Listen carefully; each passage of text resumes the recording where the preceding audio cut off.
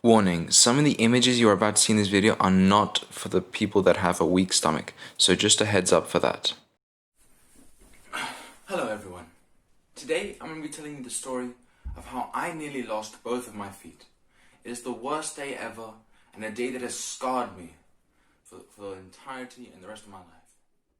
So let's get right into it. This story started at our house all the way back in 2007 when I was just 3 years old. At the time, me and my family were living in Mozambique. I was living with my parents and my little brother. My sister had not been born yet. Now the day started out like any other. My parents and my little brother were having breakfast while I was walking around the garden, until I came across this dead butterfly. Now our house back in Mozambique, we used to have a big hole in the ground where we used to burn a load of rubbish. And so yeah, just remember that, that's important for the story. Now me being the clueless 3-year-old I was, I had the absolutely brilliant idea to go throw the butterfly in the burning rubbish pit. And so that's what I did. I picked up the dead butterfly and just chucked it into the pit. Now I don't know why, but as I was walking back, something just clicked inside of me, and I had the absolutely stupid idea to try and get the butterfly back. Now keep this in mind, on the day that I wanted to go get the butterfly back, which was the same day that I chucked it in, the pit wasn't actually burning anything. We hadn't burnt anything there on that day, but it had been burning the previous day. So as fat 3-year-old me was walking back to the pit, all I could see was ashes on top because it had been burning the previous day. But little did I know that underneath those ashes was a pile of red boiling rock. So once again, I walked back over to the pit, I opened up the gate, and I went looking for the butterfly. Now, in Africa, there's a lot less pavements as you might find in Europe, so usually what the ground is just the earth that's there. So as I was walking around the pit looking for the butterfly, the ground crumbled beneath my feet, and I went straight into burning hell. Now, I don't remember much after that, besides what my parents told me, but what I do remember is the pain that I felt, and I let out a scream that you could have heard throughout the entirety of the village that we were living in. I screamed so intensely. It was the worst pain I've ever felt in my life. My mom was the first person to hear me scream. And she, being the absolute super mom she is, she pulled a freaking Usain Bolt and sprinted to the sound of my voice. Now, remember when I said I don't remember anything that happened after I fell in? I really mean it. I don't remember a single thing that happened to me after I screamed. Okay? It's just a blur to me.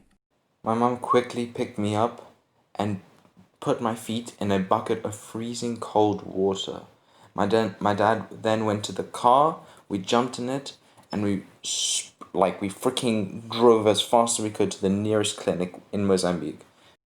Unfortunately, the doctor there said that my wounds were just too bad. They simply did not have the things they needed to treat me in the clinic in Mozambique. So that night, we slept there, and God, it was one of the worst nights I can remember. It was horrible. So early next day, we took a plane and flew from Mozambique all the way to South Africa, to Johannesburg, where I was going to be treated. Once we arrived in South Africa at the airport, we were greeted by an ambulance that picked us up from the aircraft, straight from it. Like, we did not go through anything, passport control, nothing. All right, we went from the aircraft, and the ambulance drove us straight to the hospital. I was really in a bad situation.